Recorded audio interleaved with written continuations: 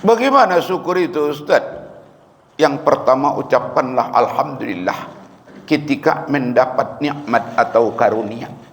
Alhamdulillahi rabbil alamin. Tapi nikmat dan karunia, Bu. Kalau azab yang datang walaupun nampaknya karunia, dah ucapkan alhamdulillah. Umpamanya bapak datang dari kantor membawa duit korupsi 1 koper. Dibuka. Dari mana ini, Mas? Inilah hasil proyek kemarin itu, diambil 2% bagian kita. Halal ini, Mas. Tidak usah tanya halalnya dong. Tidak usah ucapkan alhamdulillah. Karena apa? Laknat itu. Oh, laknat itu, Pak. Lebih bagus diucapkan inna lillah wa inna ilaihi rajiun. Keluarkanlah dari rumah kita ini, Mas. Ini membawa malapetaka dunia akhirat ini, yang haram ini. Jangan dibawa yang haram ke rumah. Kalaupun datang yang haram, tidak usahlah ucapkan alhamdulillah. Laknat itu, Bu. Yang kita ucapkan adalah halalan thayyibah. Nikmat karunia yang halal. Walau sedikit rezeki itu. Alhamdulillahi rabbil alamin.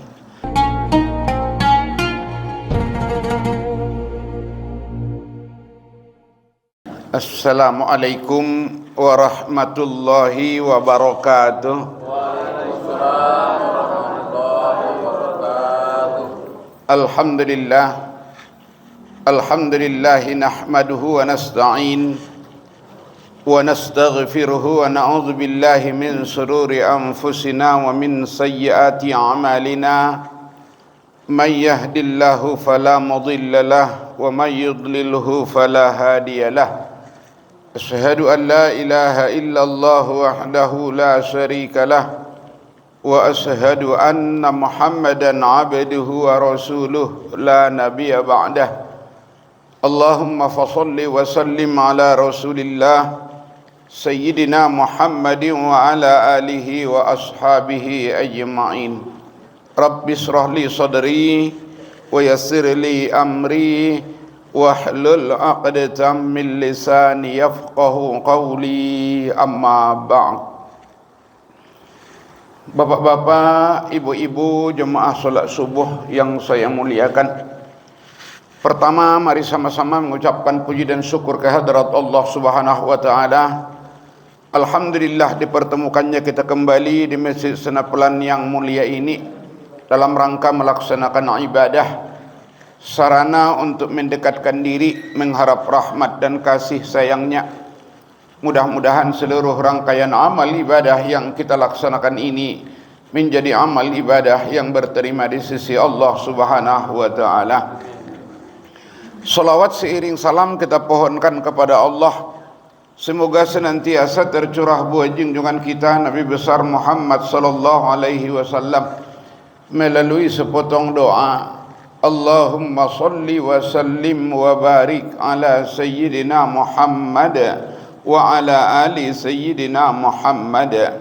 Dengan seringnya kita bersolawat kepada Nabi, mudah-mudahan di yaumil akhir kelak kita semua mendapat syafaat dari beliau. Amin ya rabbal alamin.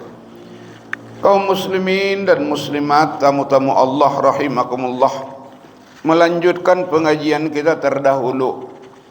Kemarin kita ungkapkan bahwa satu doa yang diajarkan Rasul kepada sahabat beliau yang bernama Muaz bin Jabal. Kata Rasul, ya Muaz, la tada' fi duburi kulli salah Allahumma a'inni ala zikrika wa syukrika wa husni ibadatik. Hai Muaz, la tada', jangan tinggalkan. Fi duburi kulli salah, di belakang setiap solat berdoa, Allahumma a'inni, ya Allah tolonglah aku, ala zikrika, untuk banyak berzikir kepadamu, wa syukrika, dan bersyukur kepadamu, wa husni ibadatik, dan menjadi hamba yang baik di sisimu. 3 doa yang sangat ditekankan oleh Rasul, sampai Nabi kita berkata, la tada', jangan tinggalkan. Harapnya Rasul ketiga hal ini ditolong Allah kita. Yang pertama, agar selalu berzikir. Keutamaan zikir telah kita ungkapkan. Pertama, amal yang sangat mudah, pahalanya sangat banyak. Zikir. Yang kedua, dia akan mendatangkan nur nanti di akhirat di wajah orang-orang yang selalu berzikir itu. Itu tanda bagi malaikat. Kalau wajahnya putih bersinar, oh senang malaikat melihatnya. Tapi kalau hitam kelam wajahnya, senang juga malaikat, tapi anggota malaikat penjaga neraka. Oh, ditarik, digeret sama mereka. Salah satu penyebab putihnya wajah itu zikir. Kemudian yang ketiga, rahmat Allah. Fazkuruni azkurukum waskuruli wala takfurun. Berzikirlah kamu kepadaku agar rahmatku selalu menyertai kamu, kata Allah. Kalau urusan yang disertai dengan zikir, itu disertai dengan rahmat. Kalau perbuatan yang tidak diawali dengan zikir menyebut nama Allah, putus dari rahmat Allah. Itulah yang dibilang Nabi kita, kullu amrin zibalin la yubda'u biha bismillah fahuwa aqta. Semua perkara yang tidak diawali dengan menyebut nama Allah, tidak disertakan nama Allah, maka putus dari rahmat Allah. Tapi kalau urusan yang disertai dengan menyebut nama Allah, urusan itu disertai dengan rahmat. Makanya orang-orang tua kita dulu, bapak dan ibu, apapun pekerjaannya, apapun urusannya, tidak lupa dia mengucap nama Allah. Mau ngangkat periuk, bismillahirrahmanirrahim. Mau ngerajang pacang panjang, bismillahirrahmanirrahim. Mau nuang minuman, bismillahirrahmanirrahim. Mau mengawali pekerjaan babat di ladang, bismillahirrahmanirrahim. Semua disertai dengan bismillah. Tapi memang nyata kok bapak dan ibu, dirahmati Allah kehidupan mereka. Malah kadang-kadang ada lagi yang galon aqua kalau bahasa sekarang, atau ceret bahasa dulu, dibacainnya bu zikir itu, ke air itu diminum sama anak-anak, mau makan minum, mau habis kerja minum, lamin main-main minum. Oh, keberkahan dari zikir itu. Taat-taat anaknya, patuh-patuh, bagus, sukses anaknya. Kenapa? Zikir itu mendatangkan rahmat Allah. Fazkuruni azkurukum waskuruni wala takfurun. Banyaklah berzikir, rahmatku akan selalu menyertai kamu. Makanya orang-orang tua dulu banyak kali zikirnya itu. Zikir apa saja, zikir. Ini yang saya ceritakan ini orang tua dulu ini. Orang tua sekarang tidak tahu, saya entah masih begitu. Tidak, kadang-kadang orang tua sekarang jangankan mau kerjaan, sedangkan makan pun lupa dia bismillah, Pak. Sangkin laparnya begitu makan tap. Udah kenyang dia habis makan, alhamdulillah pun lupa. Aduh kenyang kali katanya. Akan bagaimana dapat rahmat Allah itu? Makanya kullu amrin zibalin la yubda'u bi bismillah fahuwa aqta. Urusan yang tidak disertai dengan menyebut nama Allah, putus dari rahmat Allah. Inilah harapan kita Bapak dan Ibu. Kalau zikir itu abadi dalam hidup, selalu kita dawamkan dalam kehidupan, nanti dengan rahmat Allah diharapkan menghadapi ajal itu pun mudah mengucap la ilaha illallah. Oh, itu puncak perjuangan itu Pak. Karena kata Nabi kita, man akhiru kalamihi la ilaha illallah dakhalal jannah. Siapa yang akhir ucapannya la ilaha illallah, masuk surga. Kalau dipikir-pikir enak masuk surga itu BMI ya. Enak kayaknya. Apa pula payahnya kalau dipikir dari ucapan Nabi kita ini, asal ucapan akhir la ilaha illallah masuk surga. Tapi kenyataan Bu, masih banyak manusia yang payah mengucap kalimat ini, akhirnya masuk neraka. Kecuali jamaah senapelan. Kalau jamaah senapelan insyaallah orang ahli zikir semua kok Bu. Kok bisa harapan kita itu rahmat tadi, rahmat Allah tadi.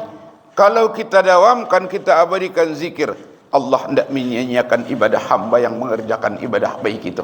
Ditolongnya Pak. Padahal menghadapi sakaratul maut itu luar biasa pedihnya doh. Sampai Nabi mengajarkan Allahumma hawwin alaina fi sakaratil maut. Ya Allah, tolonglah kami pada mabuknya menghadapi mati.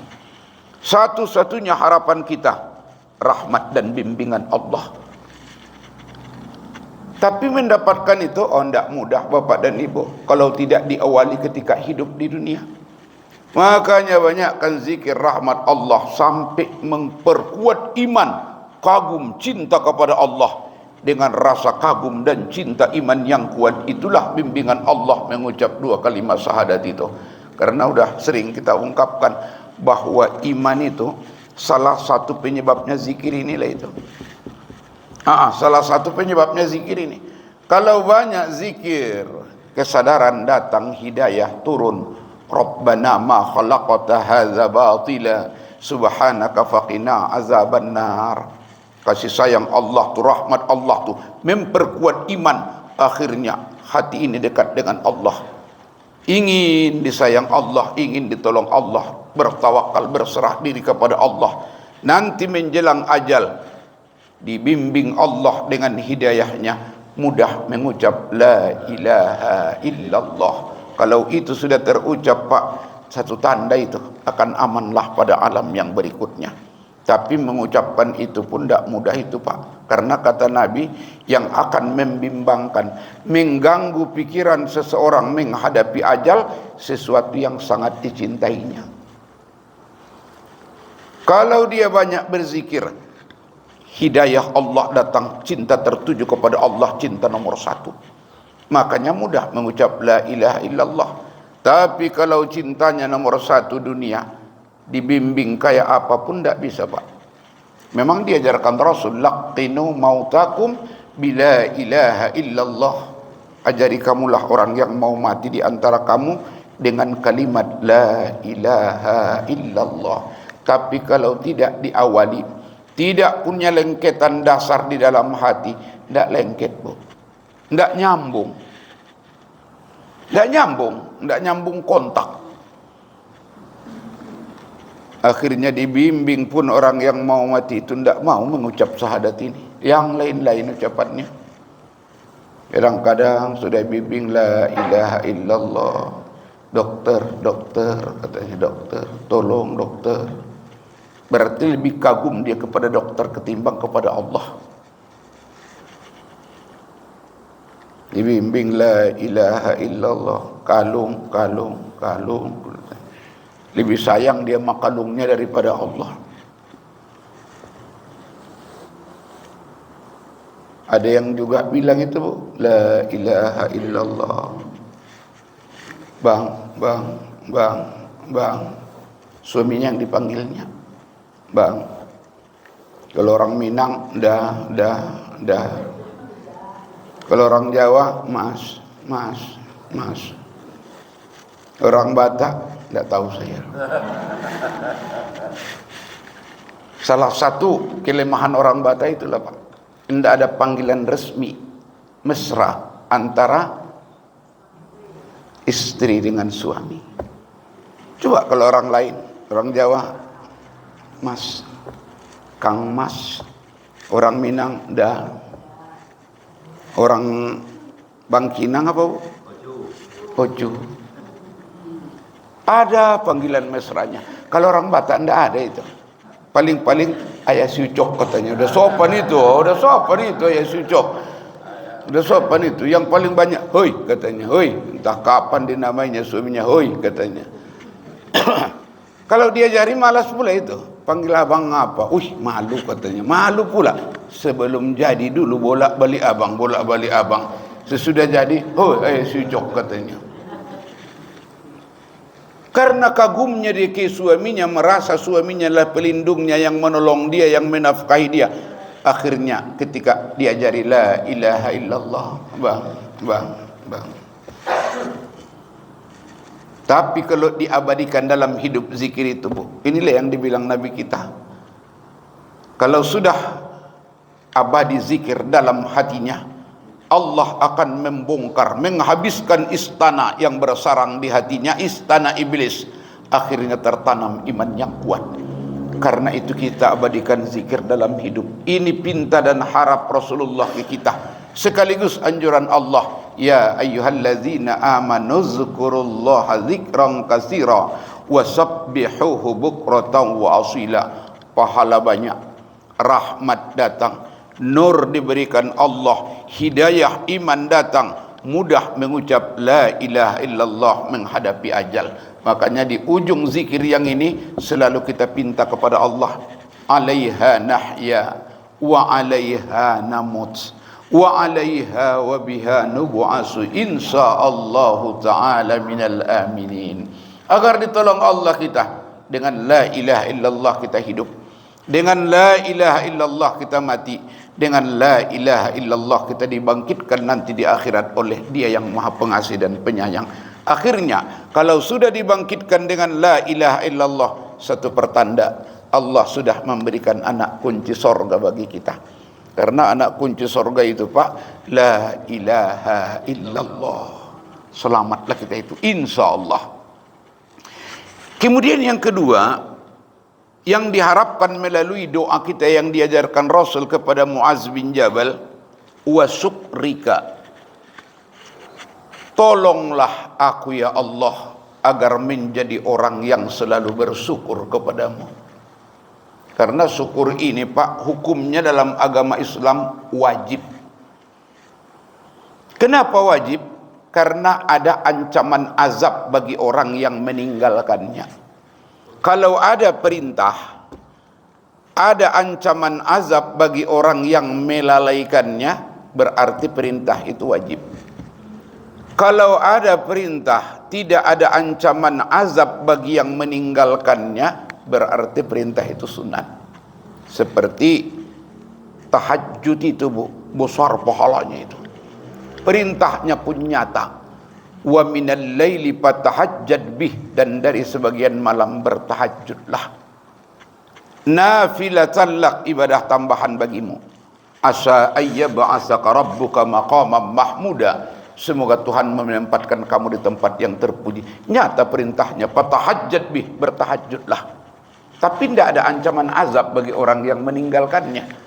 Jatuh hukum tahajud itu sunat. Kalau syukur, jelas-jelas perintahnya, ancamannya pun jelas. Apa kata Allah di surah Ibrahim? La in syakartum la azidannakum wa la in kafartum inna azabi lasyadid. Kalau kamu syukur ku tambah. Wa la in kafartum, jika kamu kufur tidak mau syukur, inna azabi lasyadid, sungguh azabku sangat pedih. Berarti orang yang bersyukur nilai tambahnya dunia akhirat. Orang yang tidak mau syukur azabnya juga dunia akhirat. Berarti syukur itu wajib. Bagaimana syukur itu Ustaz? Yang pertama, ucapkanlah alhamdulillah ketika mendapat nikmat atau karunia. Alhamdulillahi rabbil alamin. Tapi nikmat dan karunia Bu, kalau azab yang datang walaupun nampaknya karunia, dah ucapkan alhamdulillah. Umpamanya bapak datang dari kantor membawa duit korupsi 1 koper, dibuka, dari mana ini Mas? Inilah hasil proyek kemarin itu, diambil 2% bagian kita. Halal ini Mas. Tidak usah tanya halalnya dong. Tidak usah ucapkan alhamdulillah. Karena apa? Laknat itu. Oh laknat itu Pak. Lebih bagus diucapkan inna lillah wa inna ilaihi rajiun. Keluarkanlah dari rumah kita ini Mas. Ini membawa malapetaka dunia akhirat ini yang haram ini. Jangan dibawa yang haram ke rumah. Kalaupun datang yang haram, tidak usahlah ucapkan alhamdulillah. Laknat itu Bu. Yang kita ucapkan adalah halalan thayyibah. Nikmat karunia yang halal. Walau sedikit rezeki itu. Alhamdulillahi rabbil alamin.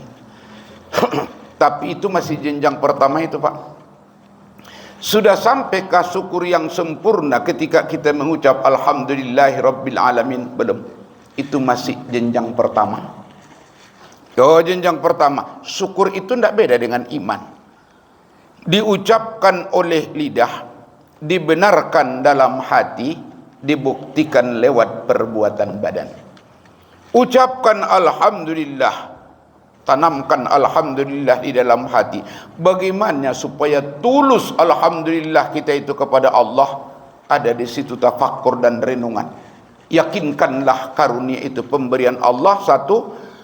Yang kedua, yakinkan pemberian Allah itu sangatlah tinggi nilainya dan manfaatnya dalam hidup. Baru tulus alhamdulillah itu. Sama dengan kita di masyarakat ini. Kalau nilai pemberian seseorang itu tinggi bagi kita, ucapan terima kasihnya tulus sekali itu, Pak. Tapi kalau pemberian seseorang tidak berapa bernilai, itu terima kasihnya basa-basi itu. Umpama seseorang yang lapar kali tidak punya nasi, tidak punya duit, masih nunggu uluran tangan dari siapa-siapa, tahu-tahu datang kita, kasihkan nasi bungkus serba 10.000. Begitu dimakannya, ucapan terima kasih itu sangat tinggi itu, Pak. Terima kasih ya Bu, kalau enggak pemberian Ibu dah kayak apa penyambung hidup. Nilainya besar, terima kasihnya tulus. Tapi kalau kita bawa makanan kepada orang yang kenyang, itu terima kasihnya tidak seberapa itu.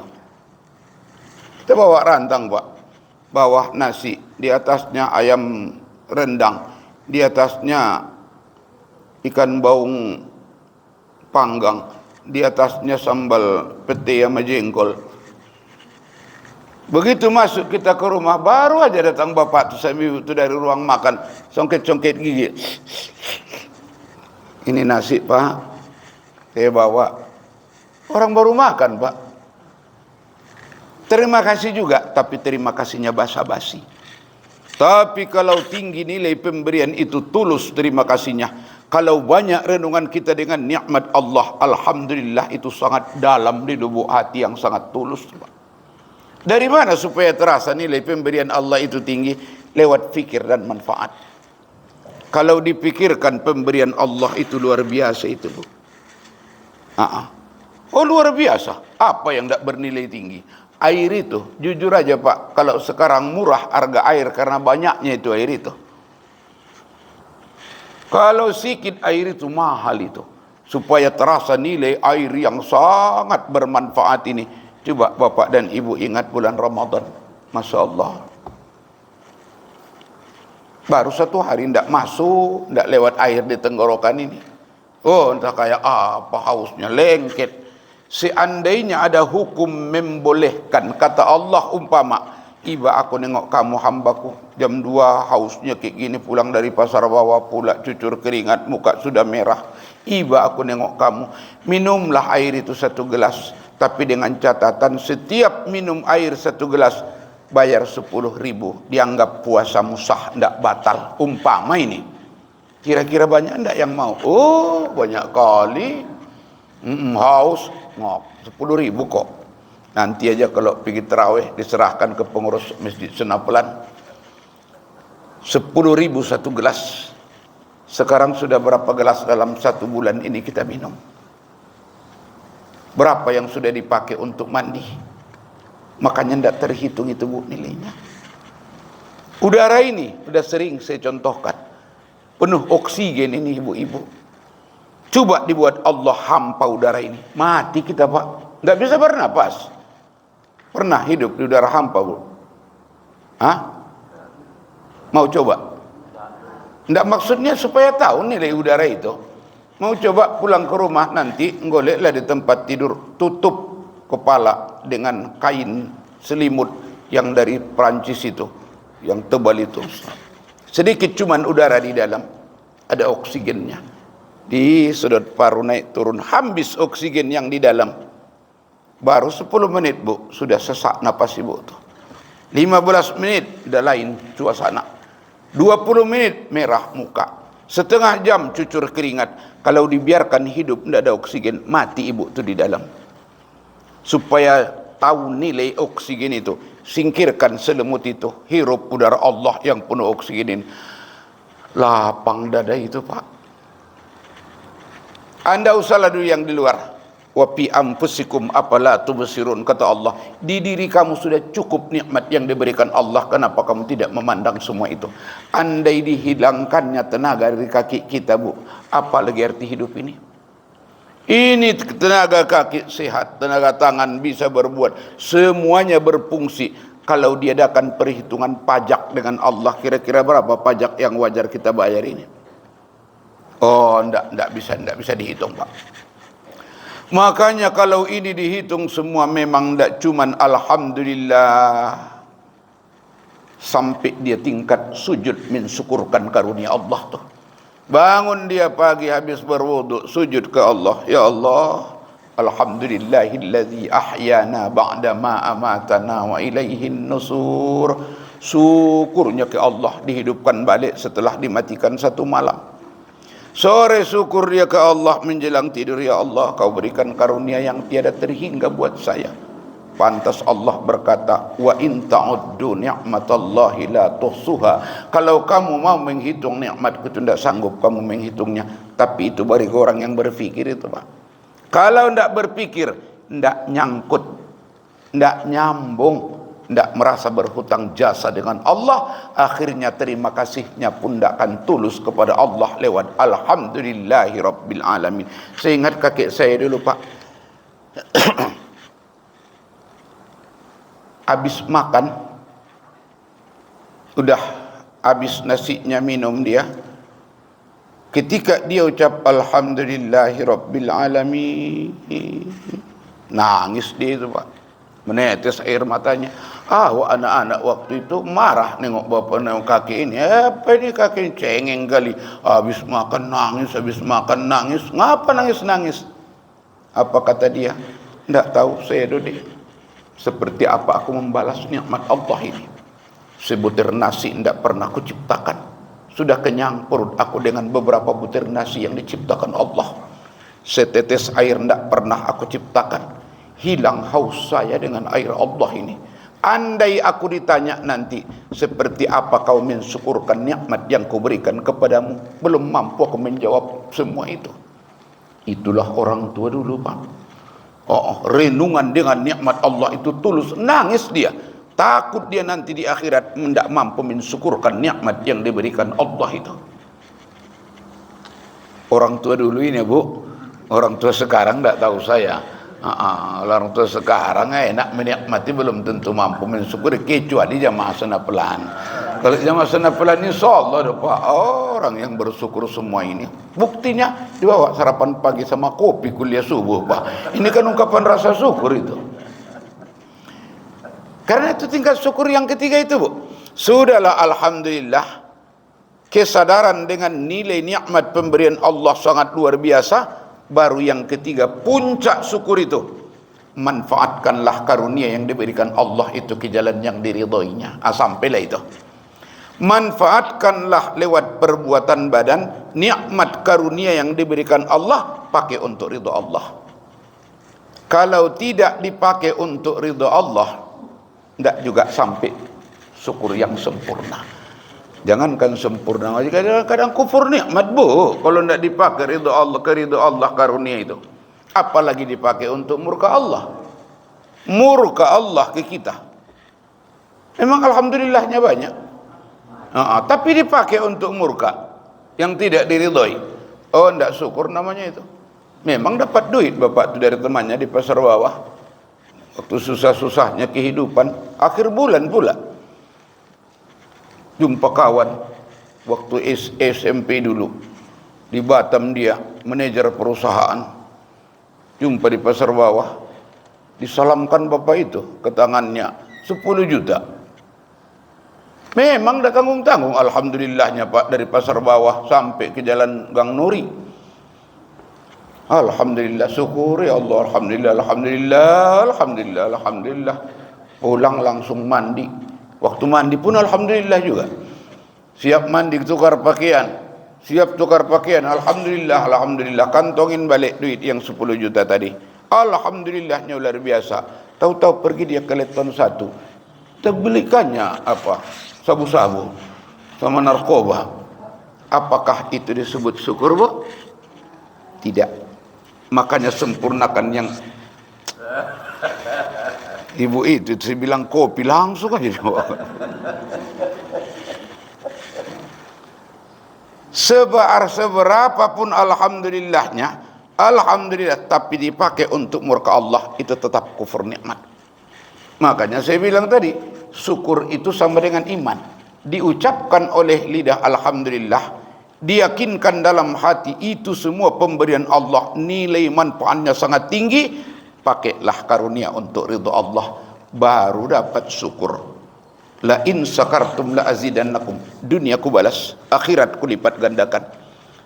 Man sakara fa innama yashkuru li nafsi. Siapa yang syukur, sungguh ia telah bersyukur untuk dirinya sendiri. Wa man kafara fa innallaha ghaniyun 'anil 'alamin. Siapa yang ingkar, Allah itu maha kaya dari seluruh alam. Jadi kalau begitu, di samping doa kita kepada Allah agar Allah menolong kita menjadi orang yang banyak berzikir dan bersyukur, mudah-mudahan dapat kita terapkan dalam hidup. Karunia Allah ini dapat kita syukurkan agar dunia akhirat mendapat balasan yang setimpal dari Dia yang Maha Kuasa. Saya rasa ini yang dapat saya sampaikan, karena kopi sudah beredar, ganggu konsentrasi ini. Ganggu konsentrasi aroma kopi ini, Bu. Mudah-mudahan bagi yang bersedekah dibalas Allah dengan balasan yang berlipat ganda.